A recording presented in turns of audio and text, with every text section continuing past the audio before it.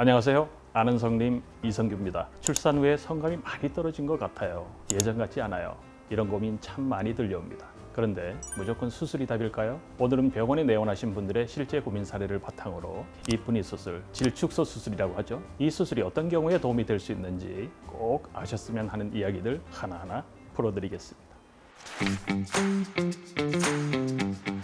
출산하고 나서부터 관계할 때 느낌이 예전 같지 않아요. 저만 그런 건가요? 물론 환자분만 그런 건 아닙니다. 대부분의 경우에 정상분만을 하게 되면은 아무래도 이제 질이 이완될 수밖에 없죠. 그러므로 인해서 마찰감이 부족하고, 마찰감이 부족하니까 성감 또한 떨어지고, 그래서 자신감이 결여되고, 심하면은 성기피증까지 올 수도 있습니다. 많은 분들이 겪는 문제입니다. 내 친구는 이쁜이 수술을 받고 나서 너무 좋다고 하던데 저는 겁이 많아서요. 혹시 위험하거나 후회한 분도 있나요? 물론 많은 분들이 수술이라고 하니까, 그리고 특히 민감한 부분이기 때문에 걱정하고 염려하는 게 당연하죠. 그렇지만 전문가 입장에서 볼 때는 수술적인 방법이 가장 안전한 방법입니다. 왜냐하면 모든 시야를 정확하게 보면서 위험 요소를 다 제거하면서 하기 때문에 가장 안전한 방법이 수술 방법이라고 볼 수 있습니다. 그렇기 때문에 수술하고 나서 후회하신 분은 단 한 분도 없었습니다.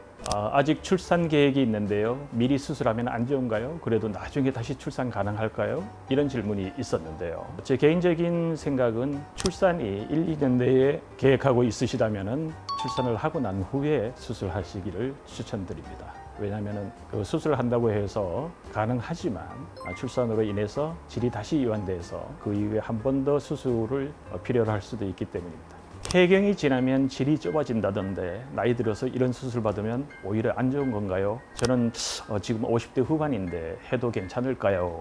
라는 질문인데요. 폐경이 되면은 질의 위축성 변화가 오고 액이 감소되기 때문에 아무래도 젊을 때하고는 달리 부부관계에 여러 가지 어려움을 겪기 마련이죠. 근데 수술과 상관없이 이러한 변화는 나이가 들면서 진행되기 마련인데요. 저희 병원에 오시는 분들 중에서 젊었을 때 이쁜이 수술을 해서 괜찮았는데 폐경이 되고 나서 관계 시의 통증이라든지 삽입이 불가능해서 오시는 분들이 많거든요. 이런 경우에는 질 입구를 무리하게 많이 좁혔을 경우 이런 현상이 올 수가 있습니다. 나이가 들어도 너무 질의 이완이 심해서 부부관계의 만족도가 떨어질 경우에는 이쁜이 수술을 고려할 수도 있습니다. 제가 기저질환이 좀 있어요. 당뇨랑 고혈압 약 먹고 있는데 그래도 수술 받을 수 있을까요? 당뇨나 고혈압과 같은 질환은 현대인의 많은 사람들이 겪고 있는 그런 질환이죠. 그래도 심하지 않고 조절이 잘 되고 가벼운 상처를 받았을 때 원활하게 아물 경우는 수술과는 전혀 상관이 없습니다. 수술하면 많이 아픈가요? 일상생활은 언제부터 가능하고 관계는 얼마나 지나야 다시 할 수 있나요? 수술을 하고 나서 아픈 정도는 사람마다 개인차가 굉장히 심합니다. 어떤 분들 같은 경우는 수술한 것 같지도 않아요. 전혀 안 아팠어요. 이러신 분들도 간혹 있지만 대부분의 경우는 한 2, 3일 정도는 밑이 빠지는 듯한 통증이 있습니다. 그리고 회복 기간은 보통 한 6주 정도, 그리고 정상적인 성관계는 2달이면 가능합니다. 요즘 타이트닝 시술도 많던데 수술이랑은 뭐가 달라요? 저는 수술은 좀 부담돼서요. 시술만으로도 효과 있을까요?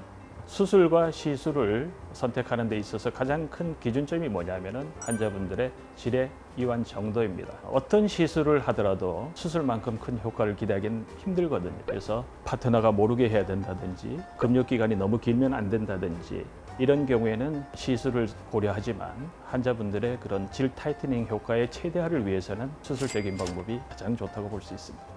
원장님, 기억에 남는 환자분 있으셨어요? 이 수술 정말 잘했다 싶었던 경우나 잊히지 않는 이야기가 궁금해요. 대개 이제 그 수술을 받고 나서 6주 후에 회복이 잘 되었는지, 이제는 그 관계를 해도 되는지를 마지막으로 6주 후에 검진을 하거든요.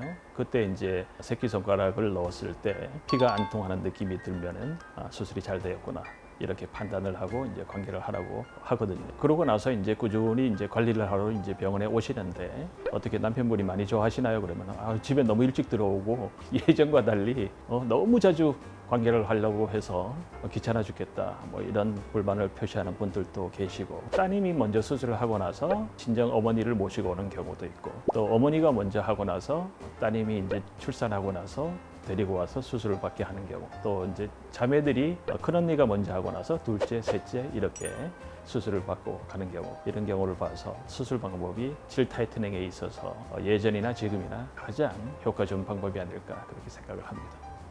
네, 오늘은 그 질 축소 수술, 흔히 말해서 이제 입구리 수술이라고 알고 있는 수술에 대해서 말씀드렸는데요. 질의 이완 정도가 심하고 질의 타이트닝 효과를 최대한으로 얻고자 하시는 분들이 선택할 수 있는 방법이 수술적인 방법이 아닐까 생각합니다. 수술적인 방법은 수술이라는 용어 때문에 많이 긴장하고 불안하고 염려하시지만 굉장히 안전하고 확실한 방법이 아닐까 생각을 합니다.